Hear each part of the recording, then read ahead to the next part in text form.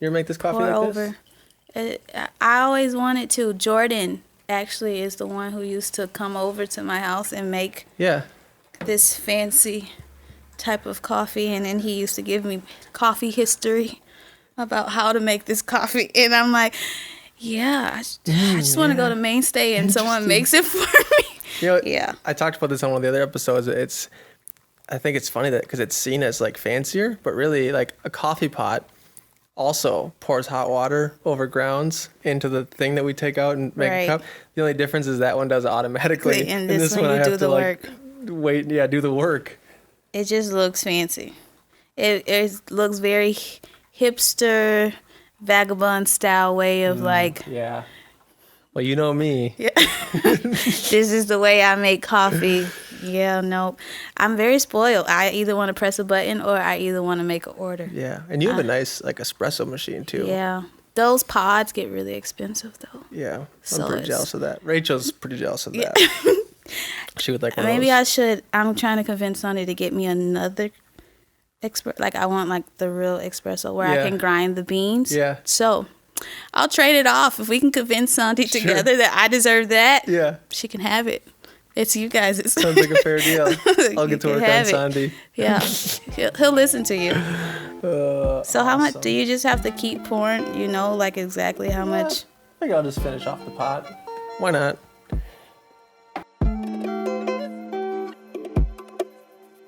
Well, Drea, welcome. I finally made it. Yes. Thanks for having me. Thanks for being here. I'm really excited for this conversation. Yeah, I think it's going to be a good one. Yeah, for a couple reasons. One, we just haven't hung out in a long time. This is true. This is a good excuse for it. This is true. Two, and the bigger reason is because I think we're just going to have a good conversation. I agree. On stuff that we're pretty similar on.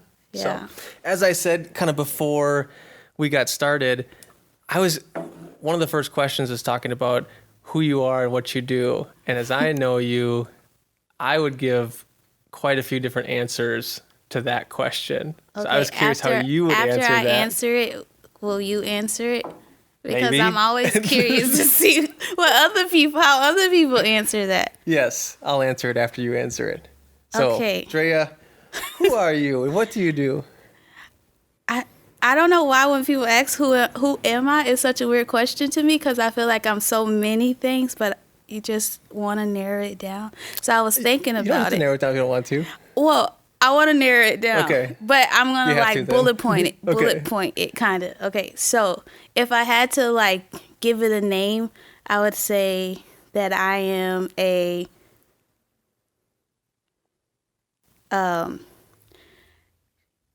director of creations. But then I was like, wow, that sounds really intense, Andrea. Are you really a director? But I say that because I'm like honestly just a creator. Like I have an idea or someone can give me an idea and I like to figure out a way to create it to make it happen. So a lot of people know me as a photographer because I take pictures, a videographer because I make videos. I like creating content. I like creating stage designs if I can. I like being able to, I don't know, I'm just that person that likes to throw a ton of ideas out and then someone catches it and then I'm like, okay, so how can we actually make that happen? Type of person. Yeah. So I don't really think that has a name to it. Yeah. But just the creator. Like I would say I'm you're just a creator. a creator. Yeah. Yeah. Yep. I would agree with that. Okay. I mean, I was wrestling through all the same things that you listed off. I was like, well, she's a photographer, videographer, marketer, entrepreneur. Yeah. Mom, wife. Yeah. I mean, see, I didn't even add those titles because that's when it starts getting super complicated. I'm still trying to figure out how to like wear all those hats. Like, yeah. I definitely think it's a way to do it where you don't have to feel like you're taking off one to put on the other. And I think that's kind of what the season that I'm in right now is like trying not to only be one thing and then feeling like I'm not doing it right because I forgot to take that hat off so I can do this better, kind of like, so like just embracing just being it. Right. Oh. So is this like a new season for you? Have you always been like this where you just pursue multiple things? Or is this That's kind of where I'm at right now. No, I definitely kind of been that person that's always dabbling in like a whole bunch.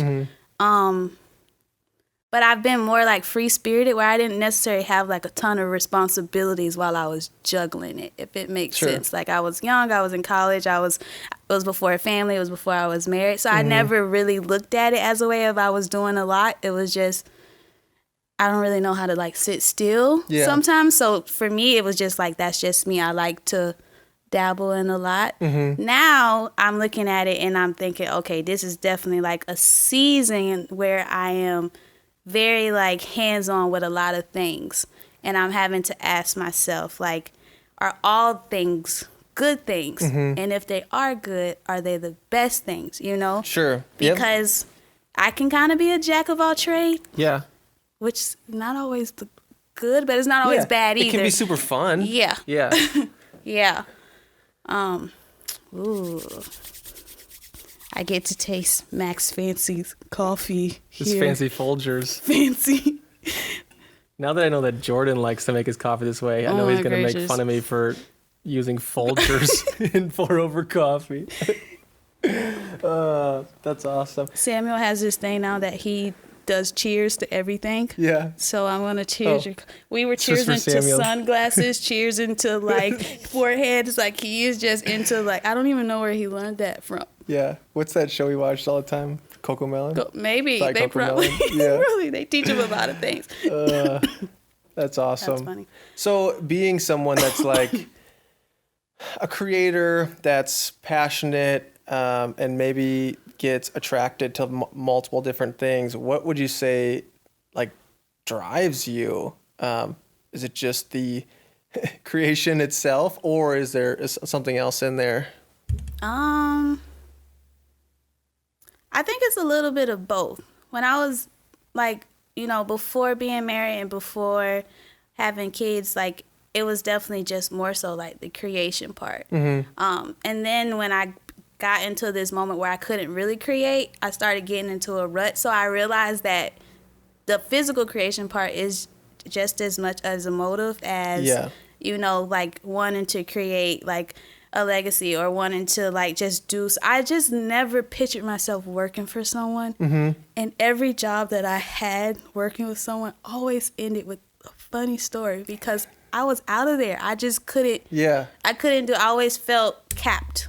Like, so it's just, and then like my dad, he was an entrepreneur. He had like 3 different businesses. So I grew up seeing that. And then I saw my mom who worked, and she worked like the typical 9 to 5. And it was like, I easily saw which life I wanted to live. It was a night and day difference. It was like a night and day type of difference. And I would say me and my dad, we have a great relationship because we always had like just that. Even when I was like young, like 6 to 7, I remember him like sitting me down at his desk and like bouncing ideas off of me and asking me like what kind of toys, because at one point he had like a karate/daycare after school program, and he's like, what kind of toys do you think the kids want? Do you think this desk should go here? Like it was just always like I was always so hands-on with it. And I don't know if he realized what he was doing then, but it just showed me like, I mean, he didn't even finish college. He only did 1 year of college, and he was able to like be successful in all these different things that he had his hands on, and he had his kids involved in it as much as possible. I somehow became the one that was most involved. I don't know how, but if I was still home, I would probably be the one like taking his business or like him giving it to me. I'm pretty sure that's because I've been so hands-on. So I think that like did something.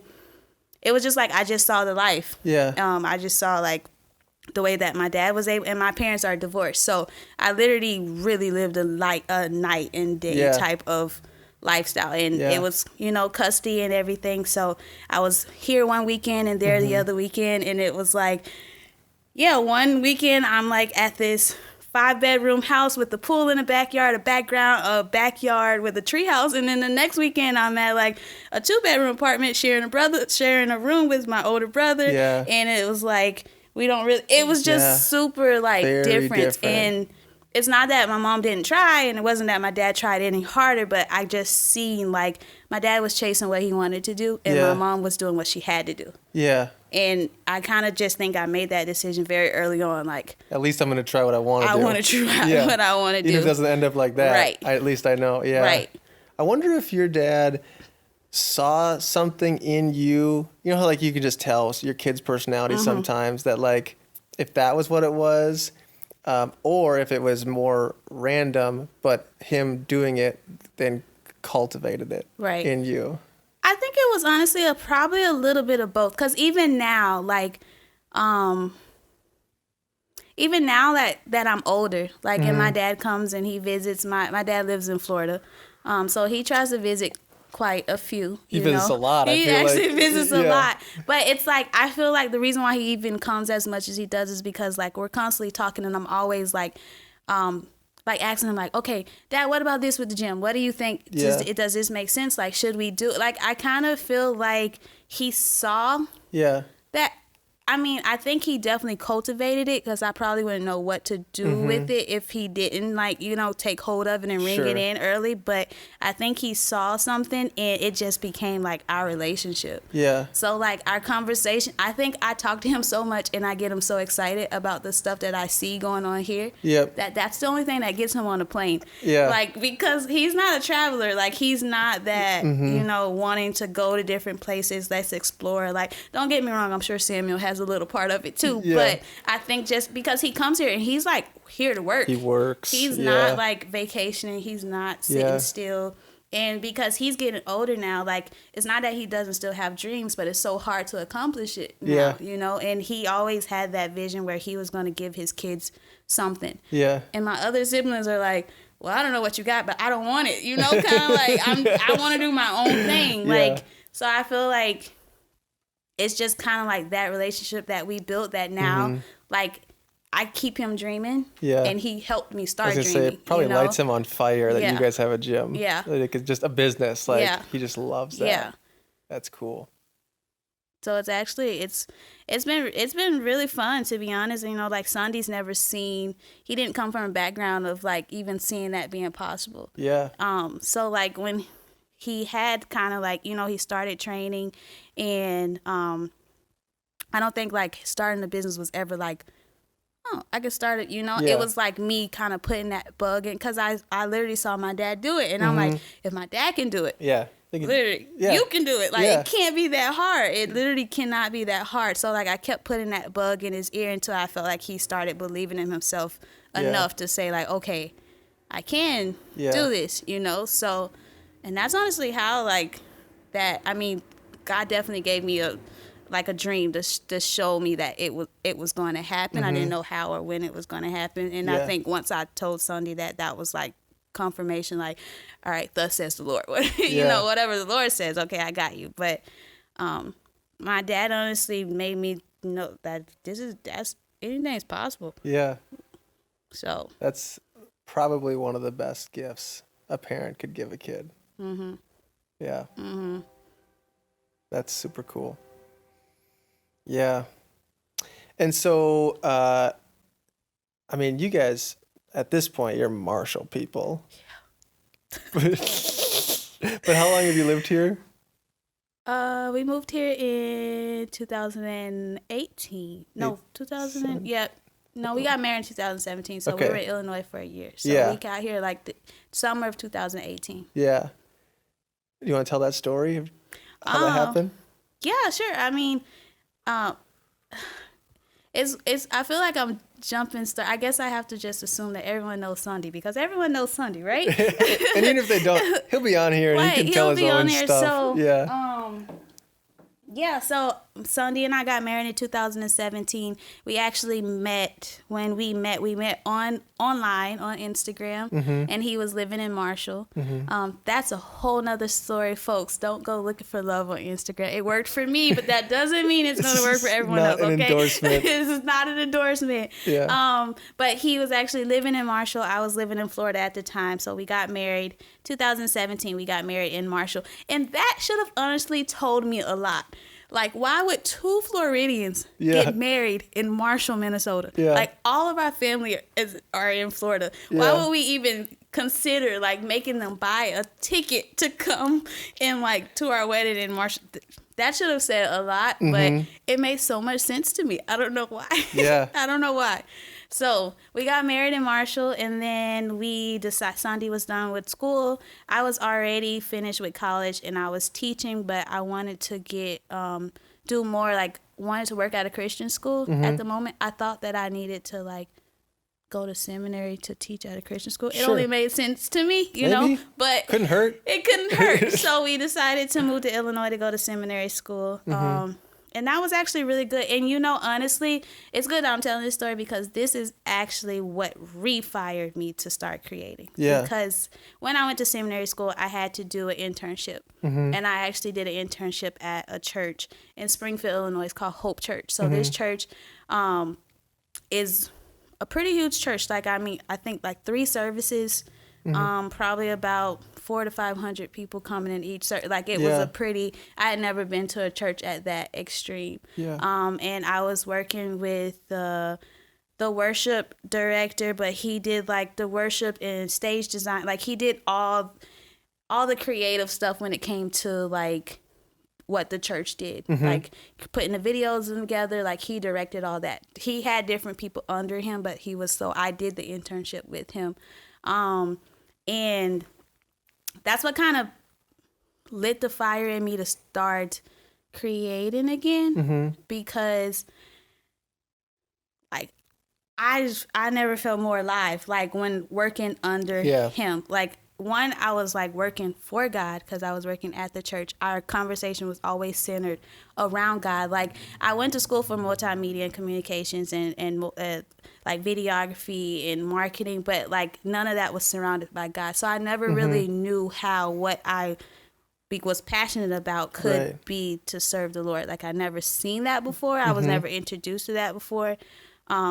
So when I came and I started doing this internship at the church, and I'm like, everything that I'm doing, we're doing for the Lord. Every conversation we have, literally, he is the center of the conversation, but we're still like creating these elements to make him come like more alive, to make people feel his presence even more, to show people who he is, like even more in these visual type of ways.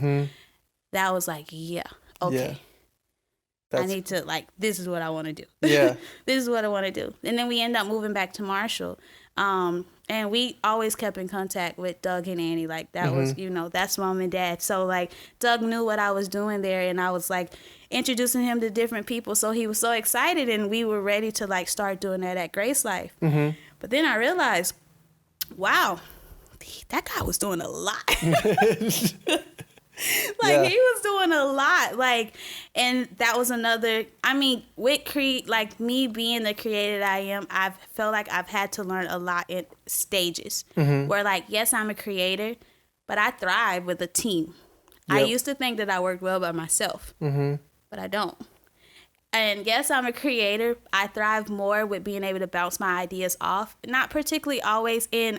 It's not that I'm not a leader, but I don't particularly always have to be the leader. Sure. I kind of like just being at this table, and we're all just equals, and we're just trying to make this story, this project, this whatever, like, come alive, you know? So, like, I didn't realize how much of that took so much teamwork, you know? So I think that's something that I am still wanting and trying to bring to Marshall, and definitely to Grace Life, because it was something that people hadn't seen, but it was something that, like, God was just glorified through. You know? And sometimes I feel like it's easy to get stuck into these, just the norm, you know, or like just this is how we do it, you know, like, and it's just so like stickler and so strict. But introducing people to, because there's so many creators out here, to be honest, looking for a place.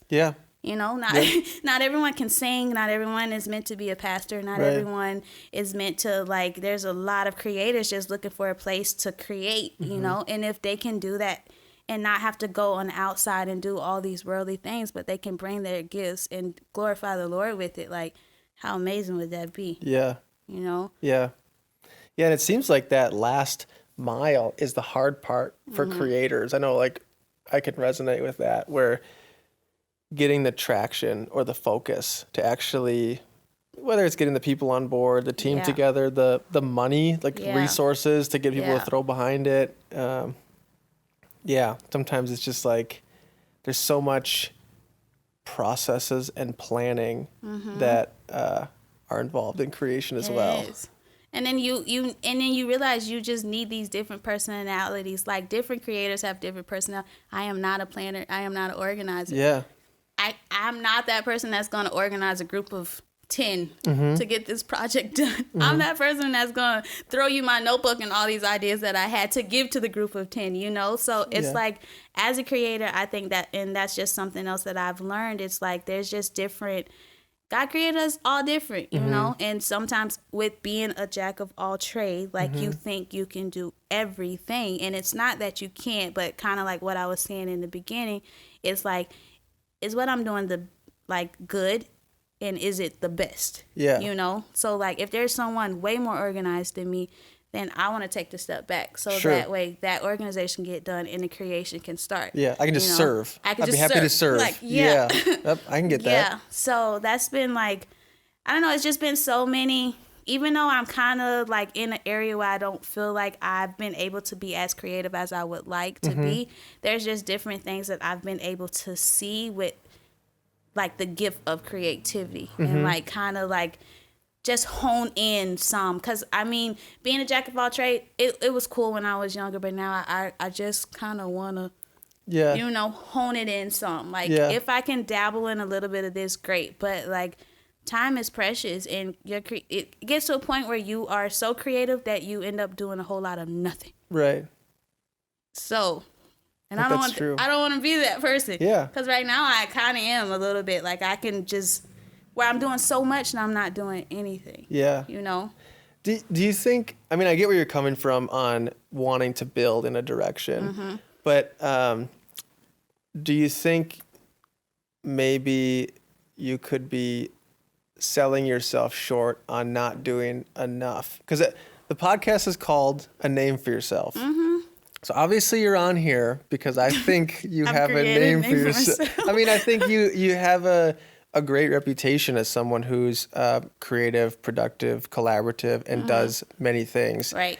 That doesn't just happen. Right. Like, obviously you're serving and being a part of things and leading in certain areas. Right. So, but I get the balance of, I think I have the same tendency of being like, doesn't feel like enough. Feels like all these could just stop. And then I was like, well, then what am I? Then what do I do? So do you have any inclination of what that thing is, or those things, if there's multiple, that you want to hone in on? Yeah. I mean, ultimately, if I can do, and not just what I want to do, either what I absolutely no, this is what God wants me to do. Like a calling? Like a calling. Okay. Like, I just okay. That's my next question. It's like, good. All right. It's kind of like, more so I haven't moved forward, one, out of fear, and two, because I just do not know where to start. Yeah. Like, I believe that I am supposed to be doing, like, Bible teachings, but not in, like, a preacher type of way. More of, like, workbooks and devotions and creating, like, these video type of Bible studies that people can interact with, but don't particularly have to be there at the moment. So,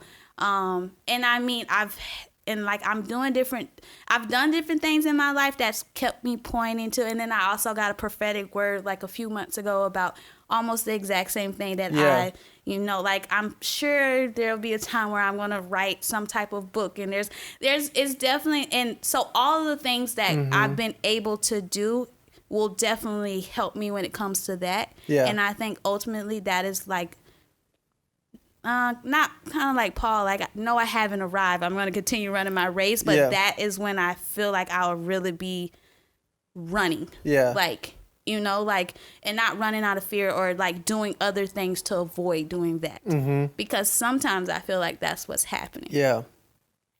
That is interesting how, I mean, always when you look back on a story, it makes so much sense. And so how you can pull all these seemingly unrelated, like, I'm just a creative, I just create things, how you can kind of already see down the road that that's going to come to one important head and is really going to work together. Like even with the fact that I started teaching, like I actually got into teaching because I didn't go to school to be a teacher. I got into teaching because my first teaching job was teaching TV production. So I was teaching kids how to edit videos and how to do their morning announcements, and that's how I got into teaching. And then somehow I ended up moving into the classroom, and I knew that I really enjoyed teaching, but I wasn't really teaching the content that I wanted. So that's why I decided to actually go for religious education when I went to seminary, because I wanted to teach about God.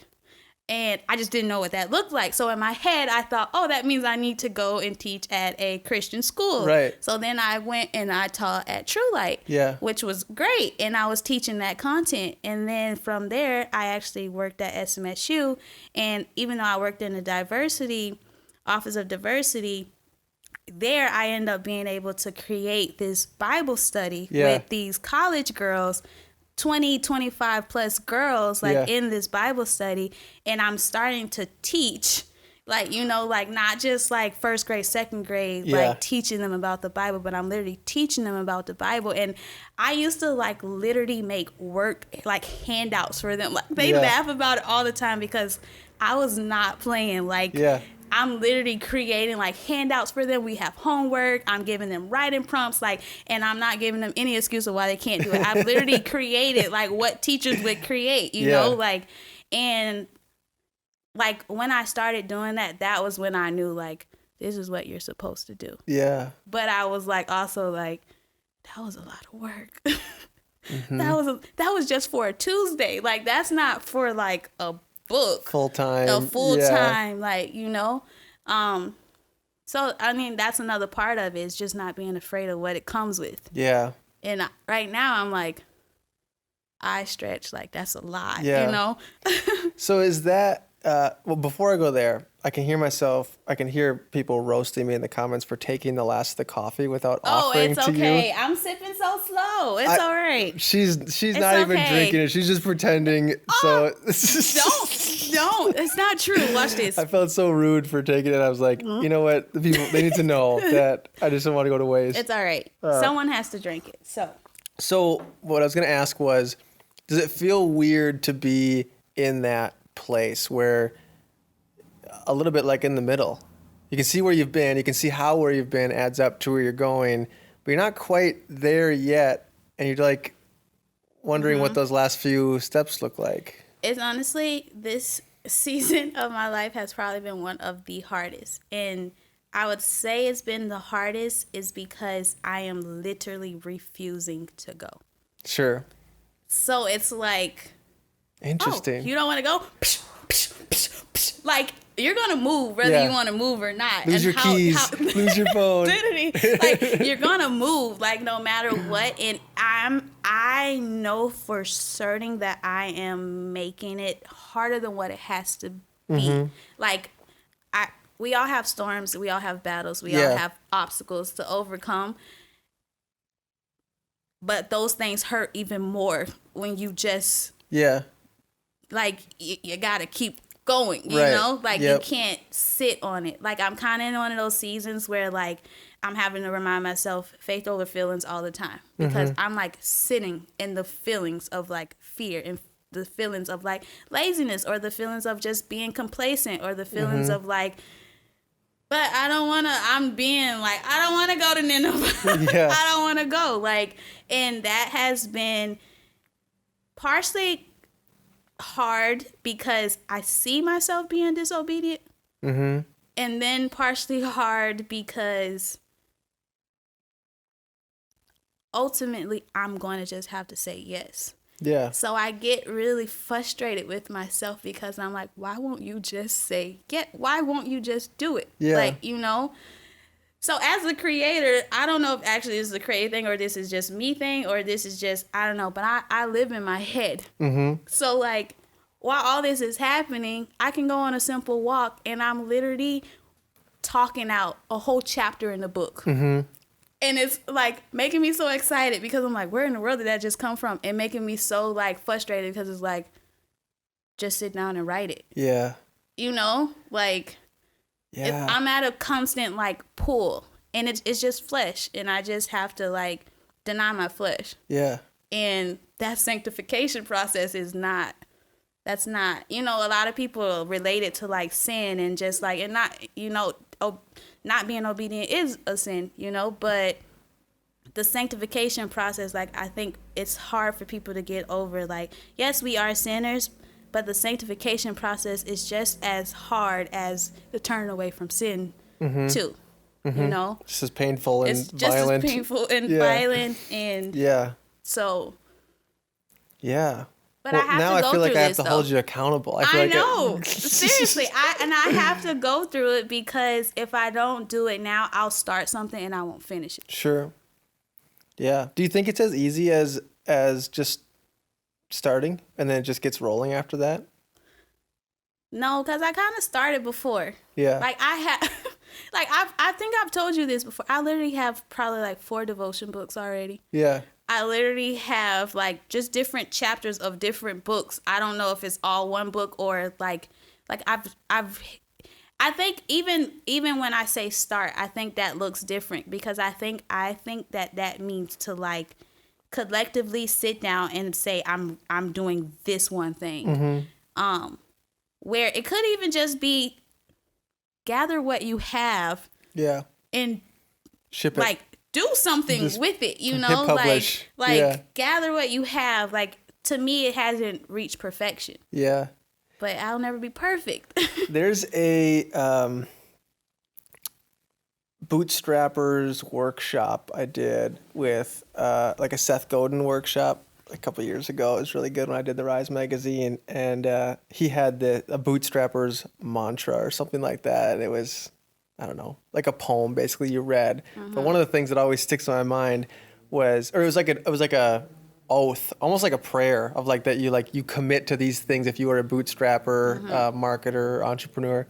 And one of them was simply ship it. It was that idea of like perfect is doesn't not going to happen. Just at some point we just got to hit ship on this stuff. Right. And tweak and try it again next time. That's always stuck with me. Yeah. Yeah. It needs to stick with me. I hope it sticks with me. Yeah. That's why I put out so much crap. Just ship it too early. Just do it. I mean, you're never going to shoot at the target if you don't ever shoot. So, yeah. You know, so I don't know. Yeah. So you have a great deal of experience for any potential young listeners, people finishing up high school or college that maybe see some similar traits in themselves of being like, I really don't see myself working for someone else. And it's even hard to see myself doing one thing, but I feel like I'm going to be a failure then. Like, how do I even, like, how do I navigate that? So what advice would you have in perspective in that area? Yeah, I would say my number one advice would be like seek the Lord first. And I mean, that can be double-sided because this could speak to someone who knows the Lord and they're like, okay, yeah, I get it. Or this could be someone who's like, the Lord, who? You know? Yeah. So, I mean, we all have different walks and we have different seasons, but like, although I feel like there's so much confusion, I feel like I have so much clarity in my confusion. Like, we just talked out my whole thought process, right? But it's not that I don't know what I don't have to, what I need to do. It's just me not doing it, you know? And I think part of the process is actually figuring out what it is that you need to do. Not what it is that you are going to be, but what it is that you need to do. Sure. That's an important distinction. Yeah. Yeah. So it's like, I never, like, even when I was talking to you, I never said like, oh yeah, I'm going to be a publisher. I'm going to write up. Like, no, I just have these different like bullet points of things I absolutely know that is what I was created to do. Now what title I get from that after I do those things, I don't know. Like, you know, But ultimately, my title is going to be an obedient child of God. And that's enough. Yeah. If no one ever recognized me as anything else, God recognizing me is enough for me. Yeah. So if I didn't know the Lord, that would, I'll be searching and seeking for a title. But then you get those titles and then you realize that's not enough. Like, that's not enough for your identity. So I would definitely say, like, seek the Lord first. And then with everything else, it will follow. And then secondly, I would say, just go for it. Like, go for it. And just because you haven't seen it doesn't mean it doesn't exist. And the more you talk about it, the more people get it. Yeah. And that was one thing that I really struggled with when moving from Florida to coming to Marshall. It was a huge transition for me. Yeah. I mean, companies are like, just the way that they market, just the way that they, like, what I was actually going to school for, literally, you can go to any company and they would just about be like, you know how to work Final Cut Pro? Yeah. Okay, let's go. Yeah. Like, yes, we want to do that. Like, whereas I moved here and they're like, what videography? What is that? Like, what Facebook? You want me to put ads on Facebook? Like, what? And I felt like I had to explain that what I was passionate about. But just because people didn't understand it doesn't mean that there's not an outlet for it. And you could vouch for that yourself because look at what you're doing, Sure, yeah. So sometimes you can't, I guess it'll be humble yourself. Yeah. To know, like, sometimes you got to explain your crafting. Sometimes you have to explain your creativity. Not everyone's going to get the vision, but it doesn't mean that they don't want to be a part of it. Right. They just don't see it just yet. And then I guess my third advice would be, not everyone's going to get the vision. Yeah.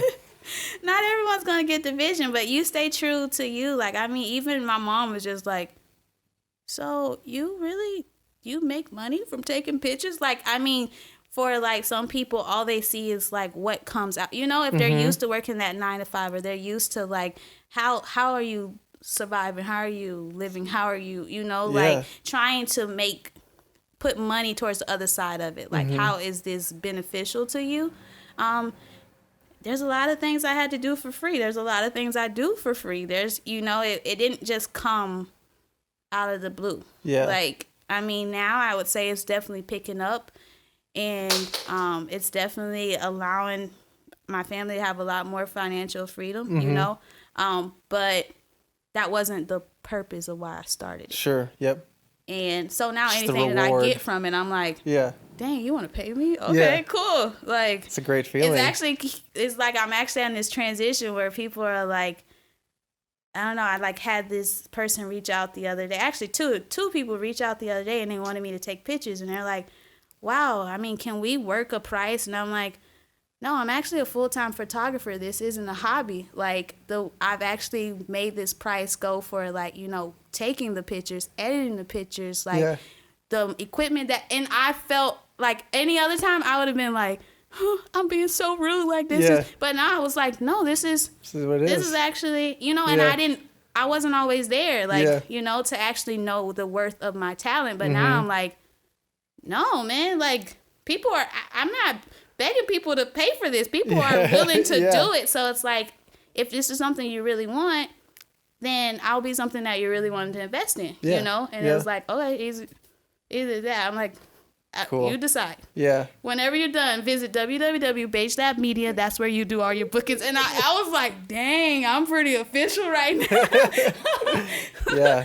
Like, and it was cool because I remember at one point I felt like I had to, like, basically convince people why they should book me. And now I'm like, look, go look at my pictures. If you like them, let's do it. Let's do it. Yeah. If not, then okay. Yep. Like. Yeah. I think those are good pieces of advice because there is a lot of truth to, I mean, momentum has value. Getting started has value. You're not going to have everyone on your team. They're just not everyone's just going to get a vision for it. And you really have to ignore voices on the side that people that don't get it. Yeah. Because they can really get in your head and make you question, like, before you even start, like, oh, maybe I don't know what I'm doing. Yeah. They said this is going to be hard. Maybe this is going to be too hard. Maybe I shouldn't do it. Like, dangerous territory. So as I mentioned already, the podcast is called A Name for Yourself. And maybe you saw in the questions the context of where that name comes from, Tower Babel. Mm-hmm. They say that make a name for ourselves. On the flip side of that, there's a proverb that says a good name is better than riches. And so there's this idea of like reputation does matter.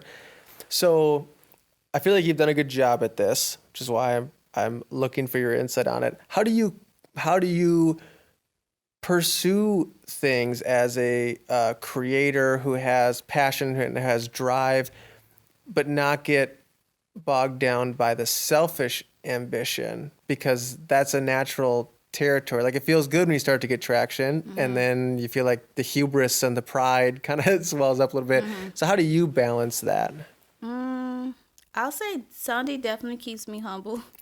My mom will keep me humble. She reminds me, like, girl, you are just Andy. I don't know what these people think about you, but you're Andy. So, like, I mean, that's kind of like just on the humorous side. But I guess, like, that's actually an everyday battle. Like, and that is actually part of the reason why the season that I'm in now of, like, just saying yes, surrendering that yes is the hardest. Because when at one point in time when I was, like, you know, really pushing these videos of, like, speaking this truth and trying to spread the gospel, like, it was hard because I wanted to spread the truth, but then I'm, like, looking at, like, am I cute? Am I makeup? Am I this? Am I, you know, it was like, and then I'm just like, oh, my heart's not in the right place. No, I can't do this. Like, you know, and that's part of, like, I believe I've spiritually matured. But because I saw what was happening then, I'm kind of like, I don't want that. Sure. I don't want that to happen. You know, like, I don't want it to be about me. Like, and not even just, like, with, you know, like, putting out the videos about spreading the gospel and stuff, but even with, like, the pictures and stuff, like, with my photography, I don't want it to, like, be about me. And I think how I, like, humble myself the most about remembering that it's not about me is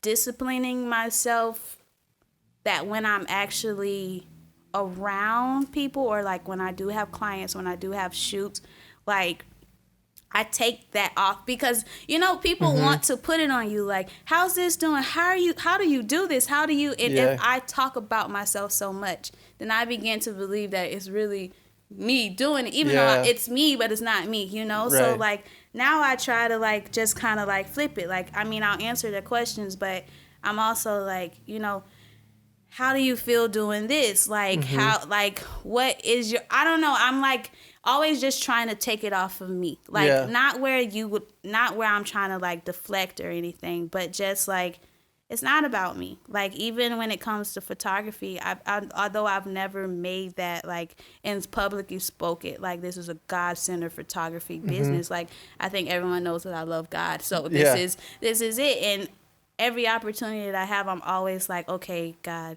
what do you want me to say? And, like, I pray that before I go to every shoot, because I'm meeting people with all different walks. Like, not, like, there's some people that I know are in the Lord. There's some people that I know that's not in the Lord. And because people are uncomfortable when it comes to, like, taking pictures, they want to deflect and they want to put everything on you. But for me, I'm, like, asking those hard, like, kind of vulnerable questions because it is a vulnerable moment. You're in front of a camera right now, you know, and I feel like it just opens that conversation. I just try to take it off of me. Yeah. And when I'm by myself and I can't take it off of me, then I have to, like, remember, like, I mean, anytime that I put too much attention on myself, I realize just how weak I am. Sure. Like, last night would be a perfect example. I finally got done editing this wedding, right? All it has to do is export. That's all I need my computer to do is export. Every time it gets halfway through, my whole computer shuts down. These little Chinese words come up on the little MacBook. I don't even know what that thing means. And the whole thing restarts. I tried it 4 times. And I'm like getting so upset. I'm just like, what in the world? Like, first of all, like, I've had these pictures for probably 4 weeks now. Like, if she's going to text me and ask me where these pictures are, like, I'm starting to freak out. And the Lord was just like, just go to bed. Try it tomorrow. And I realized, like, okay, Like, and I did it, and then I tried it today, and it worked. Yeah.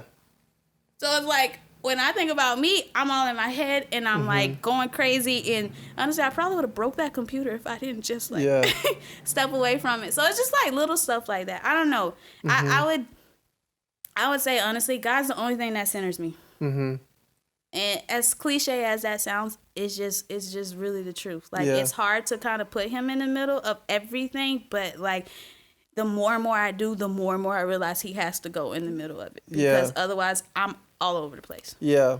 I can resonate with that a lot, especially with 9017, especially like on the stress side or the like getting worked up about things, because I will find myself, well, similarly, it's hard when people are always asking you how things are going. You don't, that's like, yeah, you can get caught up talking about yourself too much. You try to deflect.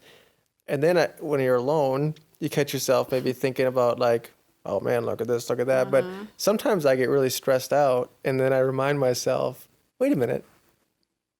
I didn't know how to do this. Any of it. So I didn't do it, obviously. Like, so why am I stressed about what tomorrow's going to look like? Because I didn't do yesterday. It. Exactly. That is always such a good reminder. Yeah. I could not have gotten here. Literally. So guess I shouldn't be that worried. Literally.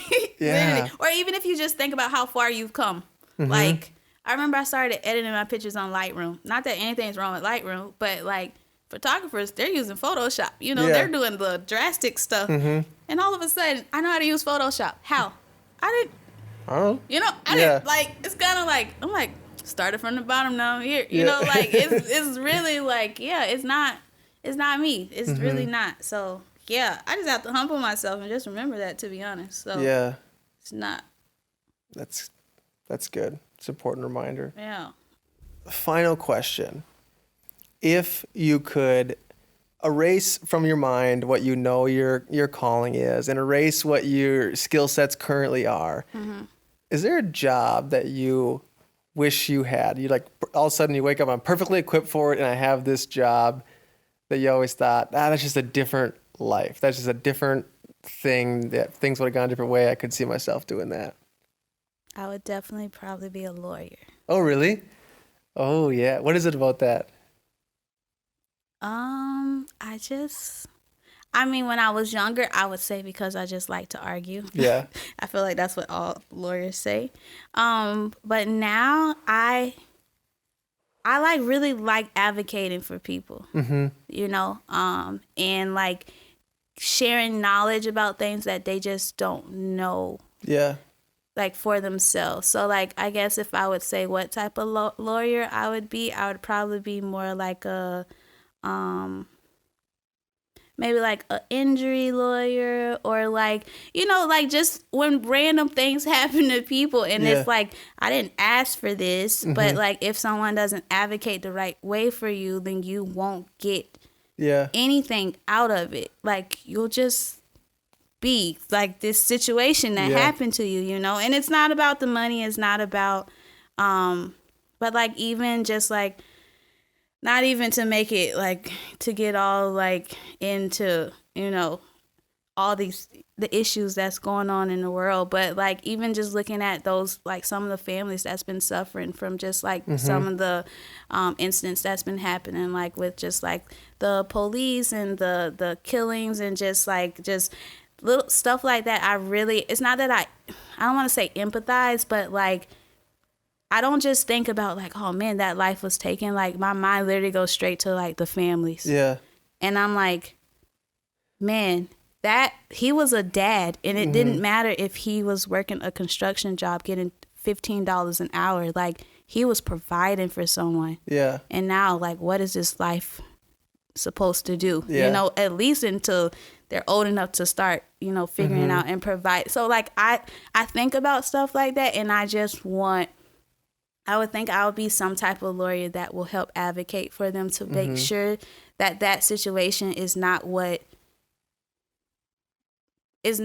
defines them. Yeah. Like, and no, it's not about the money, and no, it's not. But like, even if there was ways of just educating them to, you know, to make sure it's not like that moment that they stick with. That trauma is real, so I'm sure it'll be there and it'll resonate with them. But that's not their defining moment. Like that doesn't stop them from thinking like this is the end for me, you know. So isn't it interesting how well that fits with who you are today, just in terms of being an advocate and a rescuer and a teacher in a very like the truth way, you know? I mean, just seeing the way that you pour into young women for sure at the college, that some of them have probably been through a lot. And so in a lot of ways, you still kind of walk that out in a very eternal way. Yeah. I actually never thought about, I never really like even answer that question of like what I want to be. I mean, Sunday says it all the time because he thinks I argue too much. But like besides that, like I never really thought about it. But yeah, I think no matter what, it's really hard to just walk away from your calling. Yeah. You know, and it's just, and that's why I kind of was saying, like, it's not about like what you'll be, it's just about the things that you'll do. Because I feel like that's what more so God created us for, is to do these specific things to advance the kingdom and not specifically put a title on what it's called that you're doing, you know? So like, if I was a lawyer, I think I'll still be doing the exact same thing that I'll do if I was a creator, which is crazy because you don't have to go to school so long to be a creator. Yeah, right. So clearly I took the easy route of that one because law school would be insane right now. But hey, I don't know. I really like that soundbite. That's gonna stick with me about it. It's more important about what you do than what you're gonna be. I mean, really, what you be is just the when you add it all together. It's just like the adjective to describe comes later. You. But yeah. And as you can see, even in the beginning, I didn't have an adjective to describe me. I just had a bunch of bullet things that I like to do. So, like, I think when you know those bullets, you just walk closer to, like, your purpose. Yeah. But as part of when you're just trying to be something, you start working more to be that than to be the elements that includes, you know. Cool. Yeah. Anything else you want to talk about? No, I think that's... Max Coffee was great, and I was drinking it. Of course, so, absolutely. We should probably cheers to Sammy to close it out. Cheers to Sammy. Cheers, Sammy. He probably at this point has realized that I am not at home. Yeah. I literally snuck out the front door, and I gave him a bag of chips. And I'm like, all right.